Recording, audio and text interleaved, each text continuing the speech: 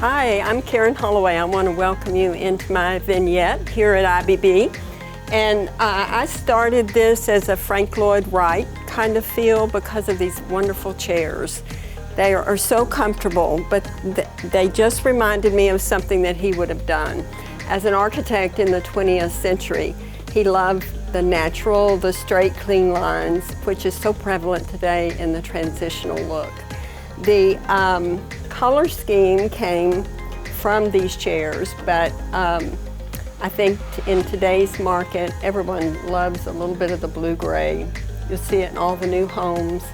And as a backdrop then, with this dark blue sofa, it really gives some pop to the room.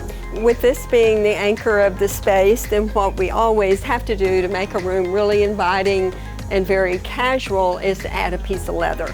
And this beautiful leather recliner is perfect for that situation.